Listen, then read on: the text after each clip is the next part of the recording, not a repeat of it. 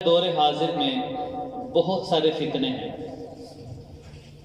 فتنوں کی علامات کیا ہیں، کون کون سے فتنے ہیں اور کیسے ان فتنوں کو دور کیا جائے، یعنی دور حاضر کے فتنوں کی علامات اور ان کا سدباب۔ اللہ تعالیٰ نے انسان کو جتنی بھی نعمتیں عطا کی ہیں، ان نعمتوں میں سے ہم سب کو پتہ ہے سب سے بڑی نعمت ایمان کی دولت ہے کہ جو اللہ تعالیٰ نے مسلمان کو عطا کی ہے، اور یہ جو دولت ہے یہ پوری دنیا میں مسلمان کے علاوہ کسی کے پاس نہیں ہے۔ بھلے سے ٹیکنالوجی کے حساب سے جتنی مرضی ترقی ہو جائے، لیکن یہ ایمان کی دولت ایسی ہے کہ جو اللہ تعالیٰ نے اپنے بندے کو عطا کی ہے، اور یہ ایمان کی دولت ایسی ہے جو ایک نہ ایک دن اس کو ہمیشہ ہمیشہ کی جنت میں پہنچا کے رہے گا۔ کبھی نہ ختم ہونے والی زندگی کہ جہاں پر موت کا سوچ بھی آدمی نہیں سکتا، وہاں اللہ تعالیٰ کہیں گے میری رفاقت میں خوب نعمتوں کے مزے اڑا۔ عزیزان محترم، جہاں پر ایمان سب سے بڑی دولت ہے، وہیں پر یہ جو فتنے ہیں، یہ فتنے ایمان کو خراب کرتے ہیں۔ ان فتنوں میں بہت سارے فتنے موجود ہیں۔ مثال کے طور پر سیکولرزم، لبرلزم اور الحاد، یہ وہ ساری چیزیں ہیں کہ جو عوام میں اور عام جو عوام ہوتی ہے وہ ان کے چکر میں پڑ جاتی ہے۔ کیسے سوال کرتے ہیں نوجوانوں کے ذہن میں، بجائے نماز کی فکر کے، بجائے اعمال کی فکر کے، یہ ذہن میں آتا ہے کہ اللہ کی کرسی کہاں ہے۔ یہ سمجھ نہیں آتا اللہ نے کافروں کو ہدایت کیوں نہیں دی، ان کا کیا قصور تھا، یہ سمجھ نہیں آ رہی۔ اس قسم کے سوالات میں جب بندہ پڑ جاتا ہے تو نعوذ باللہ وہ یہاں تک پہنچ جاتا ہے جس کو الحاد کہتے ہیں، جس کو دہریہ کہتے ہیں، وہ اللہ کا بھی انکار کرتا ہے۔ اور اللہ سے سب سے پہلے یہ سمجھیں کہ یہ فتنے آتے کیوں ہیں۔ عزیزان محترم، اللہ مالک ہے، دو جہاں کا بادشاہ ہے، اس کی مرضی اپنے بندوں کو جس طرح مرضی آزمائے۔ یہ دنیا دارالامتحان ہے، اور اللہ تعالیٰ نے اس دنیا کو دارالامتحان بنایا ہے۔ لیکن بہت ساری حدیثوں سے یہ پتہ چلتا ہے کہ آپ صلی اللہ علیہ وسلم نے اشارہ کیا تھا کہ بہت سارے فتنے آئیں گے، آخری زمانے میں صرف فتنے ہی فتنے رہ جائیں گے۔ تو عزیزان محترم، کہ فتنے کیوں آتے ہیں؟ در حقیقت یہ اللہ تعالیٰ کی طرف سے اپنے بندوں کی آزمائش ہوتی ہے۔ کیوں؟ اب فتنے کا اصطلاحی معنی کیا ہے؟ فتنہ اس کو کہتے ہیں، کیا ہوتا ہے، سونے کو آگ میں ڈالتا ہے سونے کو، تو اس سے کھرا سونا الگ ہو جاتا ہے اور جو کھوٹ ہے وہ الگ ہو جاتا ہے۔ اس کو پتہ چل جاتا ہے یہ سونا ہے اور یہ کھوٹ ہے۔ تو اللہ تعالیٰ جب اپنے بندوں کی آزمائش کرتے ہیں فتنوں کے ذریعے سے، تو اللہ تعالیٰ کو اس بات کا علم ہو جاتا ہے کہ یہ آدمی کھرا ہے اپنے ایمان کے اعتبار سے، اور یہ کھوٹا ہے اپنے ایمان کے اعتبار سے۔ اب یہ میں نے اپنے آپ کو پیش کرنا ہے کہ میرا ایمان کس لیول کا ہے۔ قرآن پاک میں اللہ نے فرمایا کہ ان الذین اتقوا اذا مسهم طائف من الشیطان، کہ وہ لوگ کہ جو تقوی اختیار کرتے ہیں لیکن جب ان کے پاس شیطان آ جاتا ہے وسوسے ڈالنے کے لیے، تذکروا، وہ اس کا تذکرہ کرتے رہتے ہیں، فاذا هم مبصرون، بس وہ ان کو دیکھ لیتے ہیں، ان فتنوں کو۔ ایمان کی حالت میں ہوتے ہیں لیکن فتنے آنے کی وجہ سے وہ مذبذب کا شکار ہو جاتے ہیں، ان کے ایمان میں کمی واقع ہو جاتی ہے۔ فتنے رونما ہوں گے، یاجوج ماجوج ہے، اس کا بھی تذکرہ ہو گیا۔ دجال کیا ہے، یہ بھی ایک قسم کا فتنہ ہے کہ جب دجال آئے گا اس وقت سب سے زیادہ جو کمزور ایمان والے ہوں گے وہ اس کی لپٹ میں آ جائیں گے، کیونکہ وہ ایسے فتنے ظاہر کرے گا کہ ان کا ایمان ہی ختم ہو جائے گا، وہ پھر اسی کی تقلید کر لیں گے، وہ ایمان کو چھوڑ دیں گے۔ میں کہ اس لیے ان سے آگاہی ضروری ہے کہ یہ دجال کا فتنہ ہے، یہ بھی بہت بڑا فتنہ ہے۔ یہ قرب قیامت کی بڑی نشانیوں علاماتوں میں سے ایک علامت ہے کہ دجال آئے گا، وہ پورا نیٹ ورک، وہ پوری دنیا کو اپنے شکنجے میں لے گا، اور وہ جس طرح جو طاقت چاہے گا وہ چاہے گا پوری دنیا بند ہو جائے، بند ہو جائے گا۔ اب وہ چاہے کس قسم کی بھی ہو، وہ جس بیماری کے ذریعے سے ہو، وہ جو بھی ہو، اس کی وضاحت موجود نہیں، لیکن وہ اپنا جال بچھائے گا، پوری دنیا کو کنٹرول کرے گا، اور صرف یہ دیکھنے کے لیے کہ کیا میری دنیا میرے کنٹرول میں آ چکی ہے کہ نہیں۔ یہاں تک کہ جو مسلمان ہیں، ایمان والے ہیں، وہ بھی اپنے ایمان کو چھوڑ دیں گے۔ مشکات کی روایت ہے، یہاں تک کہ اپنے گھروں میں محبوس ہو جائیں گے، بند ہو جائیں گے، اور پھر دجال آئے گا اور لوگوں کے پاس جو سیونگ ہے وہ کھا کھا کے ختم ہو جائیں گے. 10 لاکھ 20 لاکھ 50 لاکھ ایک وقت آئے گا گھر بیٹھے بیٹھے وہ کھاتے ہوں گے ختم ہو جائے گا. پھر یہودی آئیں گے, دجال آئے گا, وہ کہے گا کلمہ چھوڑ دو, اس کے بدلے میں تمہیں روٹی دوں گا. یہاں تک کہ جو کمزور ایمان والے ہیں وہ اپنا ایمان بھی کھو دیں گے صرف روٹی کے لقمے کے لیے. یہ مشکات کی روایت ہے. اسی طرح فتنوں کے زمانے میں آپ صلی اللہ علیہ وسلم نے فرمایا, حضرت زبیر بن عدی رضی اللہ عنہ سے روایت ہے کہ ایک وقت آئے گا کہ سب فتنے ہی باقی رہ جائیں گے. پھر معاویہ رضی اللہ عنہ فرمایا کہ قرب قیامت میں صرف فتنے باقی ہوں گے. ایک اور روایت ہے, فرماتے ہیں زبیر بن عدی رضی اللہ عنہ کہ ہم حضرت انس رضی اللہ عنہ کی خدمت میں حاضر ہوئے اور ہم نے حجاج بن یوسف کے بارے میں گفتگو کی کہ انہوں نے صحابہ کو نعوذ باللہ بہت سارے صحابہ کو شہید کیا. فرمایا کہ صبر کرو, ایک زمانہ ایسا آئے گا کہ آنے والا زمانہ بدتر ہوگا گزرے ہوئے زمانے سے. اس وقت کہا کہ فتنوں کی 2 اقسام ہیں. ایک کہتے ہیں وہ فتنہ جو شبہات کا فتنہ ہے, اور دوسرا شہوات کا فتنہ. شہوات شہوت سے ہے, آدمی نے گناہ کر لیا, جھوٹ بول لیا, زنا کر لیا, ناحق معاملہ کر لیا, کینہ, دل کی ساری بیماریاں, شیطان کی طرف سے وسوسے آنے, یہ کوئی بات نہیں. انسان ہے, کمزور ہے, یہ چیزیں آ ہی جاتی ہیں. اس کا علاج بھی شریعت نے بتا دیا, استغفار کرو, اللہ سے معافی مانگو, وہ ختم ہوگا. یعنی جو شبہات کے جو فتنہ ہے وہ فتنہ اس چیز کا, شہوات کا, وہ انسان کی جو خواہش ہوتی ہے, جو خواہش نفسانی ہے وہ بڑھتی ہے اور انسان کو گناہ پر مجبور کرتی ہے. لیکن اس کا حل کیا نکالا گیا؟ استغفار کرو, توبہ کرو, اللہ سے پکی معافی مانگو, وہ ختم ہو جائے گا. یعنی یہ پتہ چلا کہ جو شہوات کا جو فتنہ ہے وہ آدمی گناہ کر بھی لیتا ہے. اللہ نے کہا میں تواب الرحیم غفور الرحیم, کہ گناہوں کو معاف کرنے والا ہوں, جتنی مرضی مرتبہ معافی مانگو معاف کر. یہ بنا آدم انک ما دعوتنی ورجوتنی, مجھ سے معافی مانگتے رہو میں معاف کرتا رہوں گا.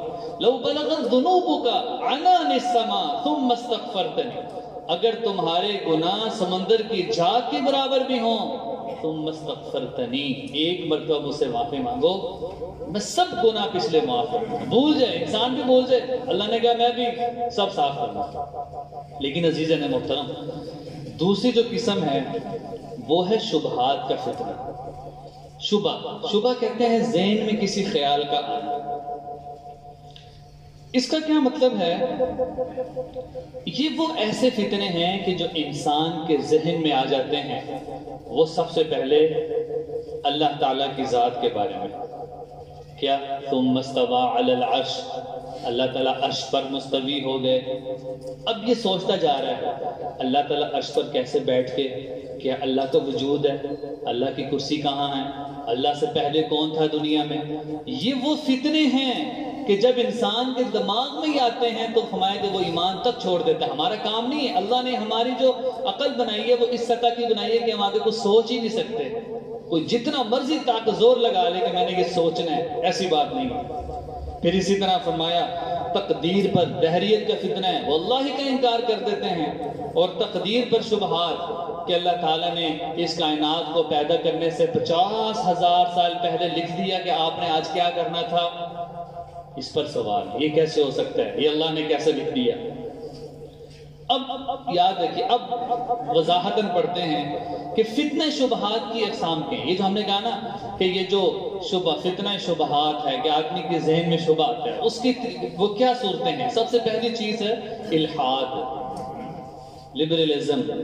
الحاد کا مطلب کیا ہوتا ہے کہ آدمی, اس کا معنی ہے راہ راست سے ہٹ جانا, اور جو شریعت نے حدود بتائی ہے اس حدود سے نکل جانا. کالراعی یرعی حول الحما, کہ جو چرواہا بکریاں چرا رہا ہے اور وہ چلا گیا پانی پینے بکریاں کو چھوڑ کے, اب وہ بکریاں چلی جائیں گی بادشاہ کی چراگاہ میں, ان کو بھیڑیا کھا لے گا, پھر بعد میں روتا رہے گا. تو ایک باؤنڈری بنا دی, فرمایا کہ یہ ہیں حدود, ان سے نکلو گے تو وہ شبہات ہیں. پھر آدمی غلط تعویلیں کرتا ہے, نہ حافظ ہے نہ عالم ہے, لیکن قرآن خود پڑھ کے خود ہی طویلیں نکالتا جا رہا ہے کہ اس کی طویل یہ ہو سکتی ہے, الرحمن علی العرش کی تعبیر یہ ہو سکتی ہے. تو کہتا ہے مولوی صاحب میرے ذہن میں یہ بات آ رہی ہے، میرے نزدیک اس کی یہ تفسیر ہے. فرمایا کہ یہ بھی وہ ایسی فتنہ ہے کہ جو انسان کو مذہب سے اور دین سے بالکل بیزار کر دیتے ہیں. حالانکہ یہ شریعت کا اصول ہے کہ یہ جو عقل ہے نا، ہماری عقل یہ چھوٹی ہے، یہ تابع ہے دین کے، دین عقل کے تابع نہیں ہے. اچھا ایک مزے کی بات بتاؤں، حیرت کی بھی بات ہے کہ جو لوگ دین کی بات سننا پسند نہیں کرتے، جو لوگ مولویوں کو پسند نہیں کرتے، جو لوگ یہ نہیں پسند کرتے کہ کوئی ہمارے سے دین کی بات کرے، فرمایا کہ یہ بھی الحاد کی علامتوں میں سے ایک علامت ہے. اور سب سے بڑی بات کہتے ہیں میرا اللہ کا معاملہ ہے، آپ کون ہوتے ہو مجھے نماز کا کہنے والا؟ میں یہ بھی الحاد کی قسم ہے. میں جانوں میرا کام جانے، یہ بھی الحاد کی قسم ہے. میری لائن سیدھی ہے، اپنی لائن سیدھی کرو، یہ بھی الحاد کا ایک بول ہے. میں نے اللہ کو جواب دینا ہے، میں نے اپنی قبر میں جانا ہے، آپ نے اپنی قبر میں جانا ہے. میں کہ یہ بھی الحاد ہے کہ گویا کہ یہ دین بیزاری کا، بظاہر دیندار ہے، مسلمان ہے، لیکن دین سے بیزاری کا اعلان کر رہے ہیں. بہت سارے حضرات کو اس سے اختلاف بھی ہو سکے گا، لیکن احادیث اور قرآن کی آیات سب ریفرنس کے ساتھ موجود ہیں. اور اسی طرح فرمایا کہ قرآن پاک کی آیت ہے افمن زُيِّنَ لَهُ سُوءُ عَمَلِهِ فَرَآهُ حَسَنًا، کیا ان کے لیے بہت سی چیزوں کو جو بری ہیں ان کے سامنے پیش کر دی گئی، فَرَآهُ حَسَنًا، وہ خوشی سے ان پر خوش ہوتے رہے اور وہ ان کو صحیح سمجھتے رہے. تو میں کہ یہ بھی فتنہ ہے، یہ بھی فتنہ ہے. تو اس لیے عزیزان محترم، گویا کہ دین کے نام پر مرضی کا مفہوم یہ الحاد کی بڑی قسموں میں سے. دین کے نام پر مرضی، میں کہتا ہوں میری مرضی، کہ میرا مائنڈ جو کہتا ہے، میں جو دین کو سمجھتا ہوں وہ ہونا چاہیے. حالانکہ حضرت علی رضی اللہ عنہ کا ارشاد ہے انسان موزے پہنتا ہے، چلتا ہے، اصولی طور پہ اگر عقل کی بات کرو تو موزوں کے نیچے مسح کرنا چاہیے، گندگی تو وہاں لگتی ہے، لیکن آپ کیا کرتے ہیں موزوں کے اوپر سے مسح کر لیتے ہیں. فرمایا کہ اگر عقل دین کے تابع ہوتی تو موزوں کے نیچے مسح کرتے ہیں. اس سے پتہ چلا کہ عقل تابع ہے دین کے، دین عقل کا تابع نہیں ہے. جیسے عزیزان محترم یہ چیز، پھر آگے دوسری چیز آ جاتی ہے دہریت. دہریے کون ہوتے ہیں؟ جو سرے سے اللہ ہی کا انکار کر دیتے ہیں. ان کا بنیادی نظریہ کیا ہے کہ یہ جو کائنات ہے یہ خود ہی بنی ہے اور ایک وقت آئے گا خود ہی ختم ہو جائے گی. حالانکہ قرآن پاک بھرا پڑا ہے کہ اللہ ہی کی ذات ہمیشہ سے ہے، اللہ کی ذات ہمیشہ رہے گی. ان اللہ علیم بذات الصدور، دلوں کے اندر چھپی بات جانتی ہے. اور وَلِلَّهِ مُلْكُ السَّمَاوَاتِ وَالْأَرْضِ، زمین و آسمان اور جو کچھ میں ہے اللہ ہی کی بادشاہی ہے. يَخْلُقُ مَا يَشَاءُ، جیسے چاہتے ہیں پیدا کرتے ہیں. يَهَبُ لِمَن يَشَاءُ إِنَاثًا، جس کو چاہتے ہیں بیٹیاں دیتے ہیں. وَيَهَبُ لِمَن يَشَاءُ الذُّكُورَ، جس کو چاہتے ہیں بیٹے دیتے ہیں. وَيَجْعَلُ مَن يَشَاءُ عَقِيمًا، جس کو چاہتے ہیں دونوں دیتے ہیں، جس کے چاہتے ہیں بانج پیدا کرتے ہیں. اللہ خالق کل شیء، اللہ ہر چیز کا خالق اور مالک ہے. خلق کل شیء ما نرى وما لا نرى وما فوقهما وما تحت الثرى كل شيء بيد الله، کہ جو ہمیں نظر آ رہا ہے یا نہیں آ رہا، یہ ہماری عقل میں آ رہی ہے بات نہیں آ رہی، پوری کائنات کو ہمارا ایمان ہے کہ اللہ نے اپنی قدرت سے پیدا کیا اور اپنی قدرت سے چلا رہے ہیں.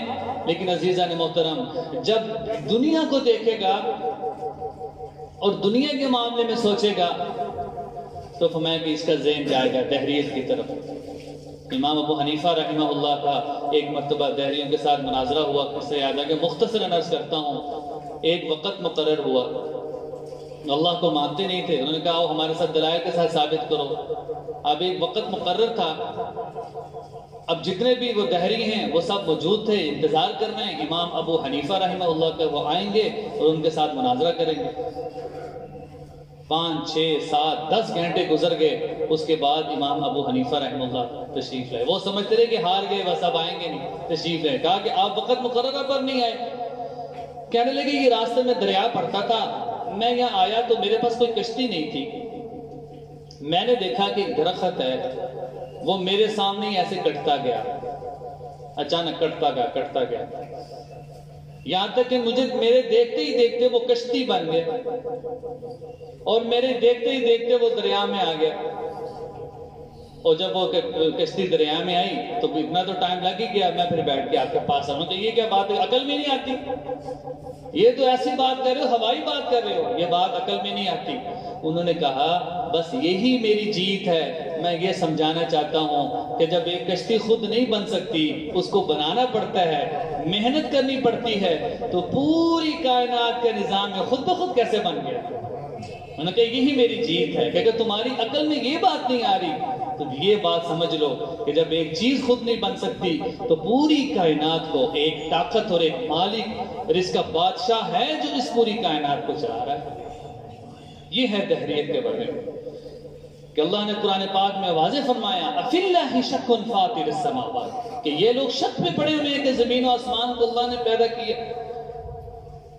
پھر اسی طرح اگلی چیز ہے صفات باری تعالیٰ کے بارے میں شکوک اور شبہات، کہ بہت سے لوگ غلط معنی لیتے ہیں اللہ تعالیٰ کی ذات اور صفات کے بارے میں۔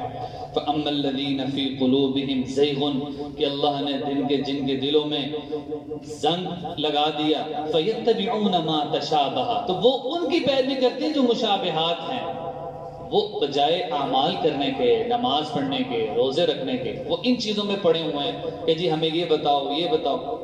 پھر اگلی چیز ہے عقیدہ آخرت کے بارے میں۔ بہت سے، یہ تو غیر مسلم تو بہت سارے ایسے ہیں، اور معتزلہ تھے پہلے زمانے میں، وہ کہتے تھے کہ انسان مرے گا قبر میں جا کے بالکل ختم ہو جائے گا۔